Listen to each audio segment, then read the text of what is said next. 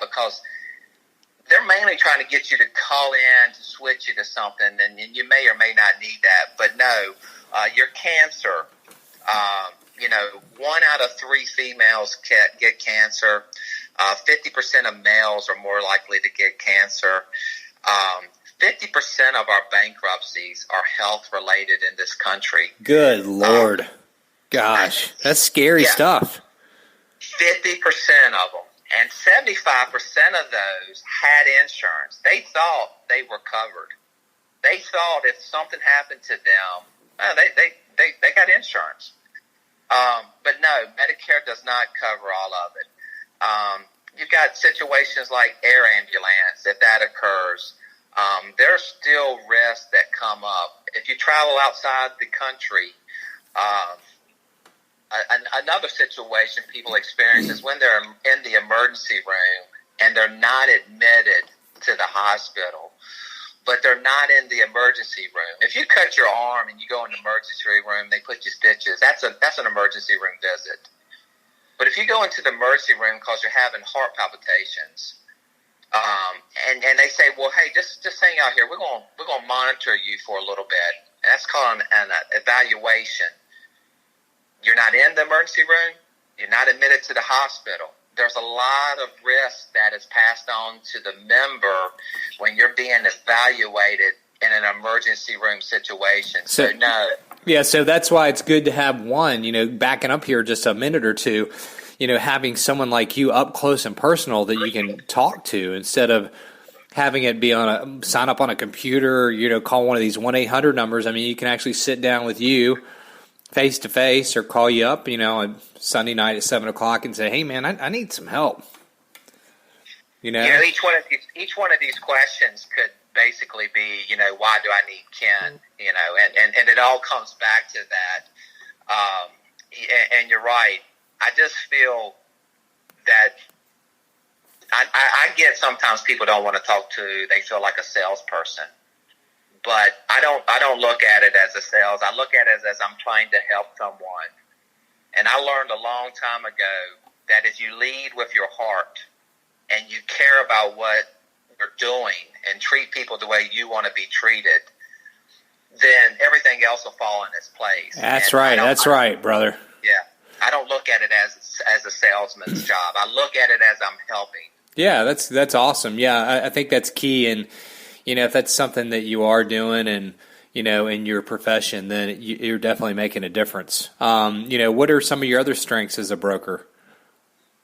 I think customer service, and I may repeat myself on some of this, but definitely customer service, attention to details.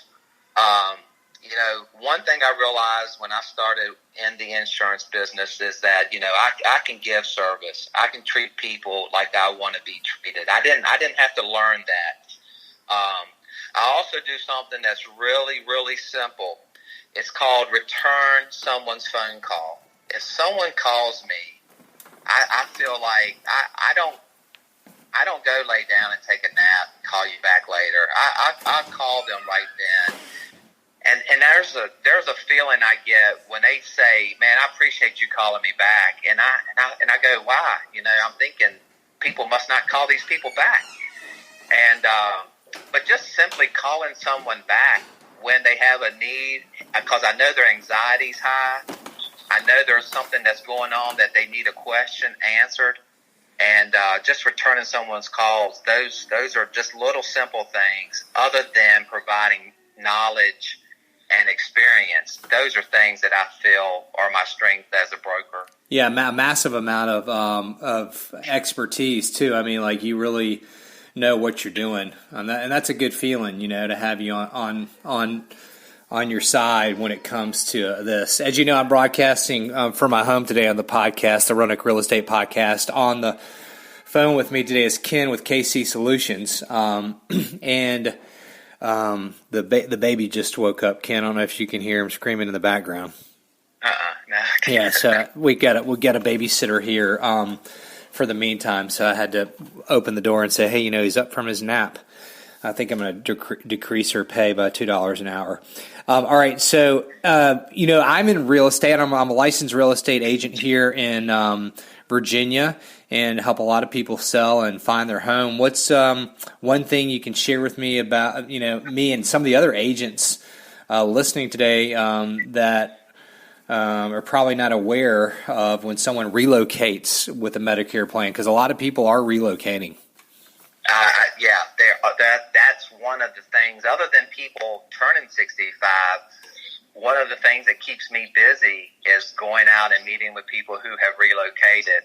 As a real estate agent, I don't expect you to know everything that I know, but I do feel it's part of a job as a real estate agent. If you're dealing with someone and you know they're on Medicare, you really should advise them to reach out to someone like myself just to see if there's a special election period that they qualify for. When someone involuntarily loses their insurance because of a relocation. How does that work? I don't understand how they would lose it because of relocating. Yeah, well, these plans, just like your car insurance, you have a different rate depending on your zip code. You may not lose the car insurance, but you're going to be rated different depending on where you live. Yeah, like I guess if you lived in a floodplain, your homeowner's insurance goes up a decent amount. That's accurate. And I mean, just from Bedford County to Roanoke County to Franklin County to Botetourt County, I have plans in my car that are specific just because of those stone throw away counties from one another. Depending on where you live, there's plans in Roanoke with one company that's not available in Bedford, but it is in Franklin. And so depending on where they relocate, these plans are county specific. They're not open to who you go to and who you use. Just like your real estate tax, it's different from county to county. But when it comes to Medicare, your plans, if you move outside that area, you'll get a letter saying we no longer cover you and your plan's going to end at the end of the month. You got 63 days to enroll in another plan. And here's a situation that I've been on many a times. I go out to the home. It's 6 months later. Well, we moved here. When did you move? About 6 months ago. Well, if you would have called me then, I could have got you a Medicare supplement, because Medicare supplements, if you don't qualify for a guaranteed issue, you have to go through underwriting and you can be told no. But if you qualify for the special election period and you get the guaranteed issue, if your real estate agent had enough knowledge to just tell you to call me, maybe someone who has a chronic condition who moved to this area, maybe that move created a situation where they could get a plan that they really need. But if you don't make mention of it and the 63 days go by, so does that opportunity. And as an agent, you got more responsibility than to just show them the house. This just makes you look more educated to say, hey, you may just want to call someone who's an expert in this and give my name and number, and then I can determine if they can or cannot make that move. But it makes us all kind of human then, because we're all looking out for one another. And a major impact on the customer experience of getting amazing customer service, How long does it take to get a quote? If someone calls me, I basically need their age. I need their... Hey, hold on a second. Can you hold on? Yeah. Hey, Grandpa. Yeah. You want to come on the show? What do you want me to come out for? I don't know. Just get a quote from Ken. All right, hold on. Hey, you want to get a quote from my Grandpa Huey? Yeah. I can show people how easy it is. All right, just come into the microphone here. Hey, how's it going, Ken? Oh, I'm doing good. Sound like a nice young man from William Fleming. Yeah, always. That's all that comes from Fleming. Yeah, that's whatever, Ken. You can. We went to Patrick Henry over here, so we got another North Side graduate. You know how them Fruit Loops are. Well, what you got for this quote for me? 84 years old and still rocking. 84, okay. And what's your zip code? What zip code are you in? 24012. Okay. And you're pretty healthy, Grandpa. Oh, I'm healthy as a horse. Okay. And are you a smoker, non-smoker? Well, last time I smoked was in high school. I smoked a little weed, but now I'm nothing. I'm clean as a horse. All right. And what type of plan do you currently have? What kind of supplement do you have? I don't have anything. Okay. Well, for your comparison, though, if you was doing the G plan, Yeah. do you know about how much you're paying a month for that premium? About 175. Okay. All right.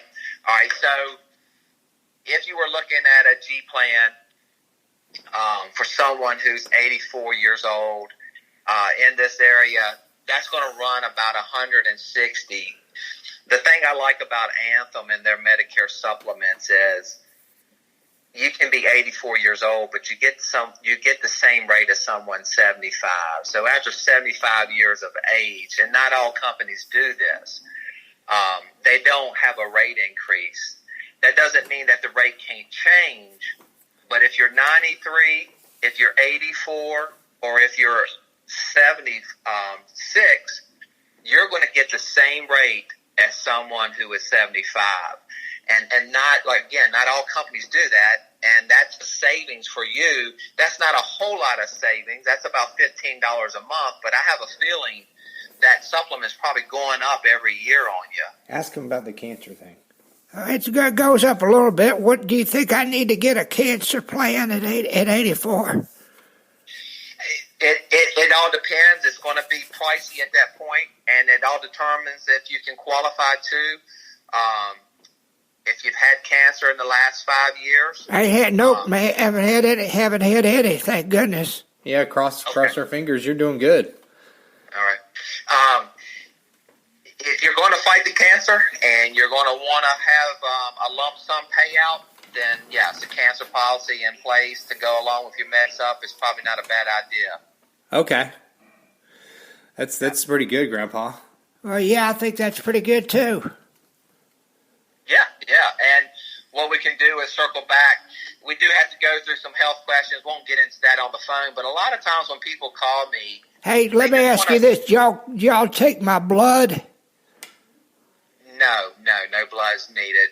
We do a health. We just do a yes, no, and then the insurance company does a background just to make sure what you answered is accurate. I got you. Yeah, I remember, Grandpa. You worked at that company, and I guess the guy took a life insurance policy out on him, Ken, and they had to do blood work. Yeah, it was a while ago. That was years ago.